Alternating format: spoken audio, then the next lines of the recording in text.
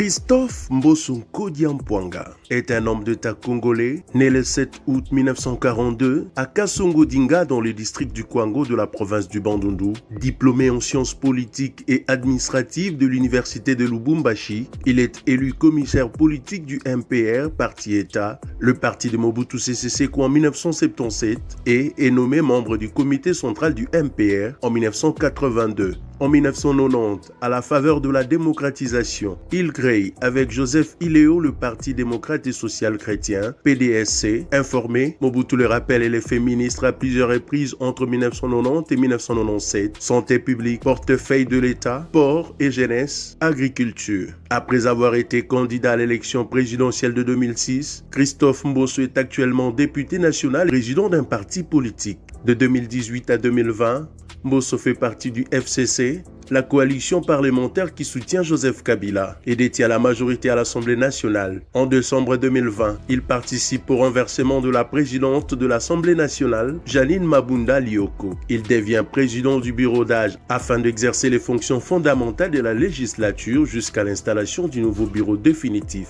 Mbosso rejoint alors l'union sacrée du président Félix Tshisekedi qui met le FCC en minorité à l'Assemblée. Il est actuellement président de l'Assemblée nationale depuis février 2021.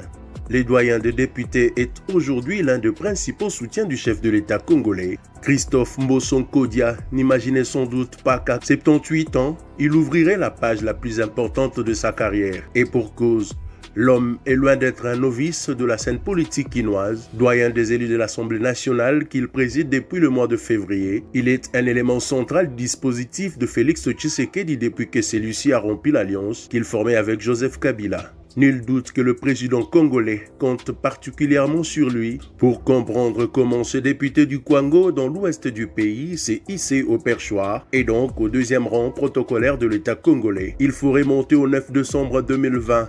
3 jours plus tôt, Félix Tshisekedi annonce qu'il démantèle la coalition formée avec son prédécesseur, Janine Mabunda, puissante présidente de la Chambre basse et pilier du système Kabila depuis la dernière élection présidentielle, se retrouve confronté à une fronde des élus. Une pétition qui réunit plus de 250 signatures se trouve depuis quelques jours sur le bureau de l'Assemblée. Comme celle-ci vise l'intégralité de son équipe, c'est un bureau d'âge dirigé par le doyen de la Chambre, assisté de 2 Benjamins, qui doit prendre le relais. Christophe Mbosso entre en piste.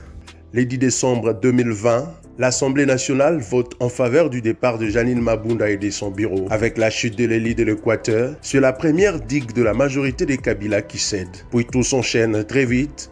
Quelques semaines plus tard, c'est à nouveau Mbosso qui mène le débat pour le vote de la motion de défiance qui fait tomber le Premier ministre Sylvestre Ilunga Ilunkamba. Mbosso s'impose comme un recours pour prendre le perchoir dans le futur bureau définitif.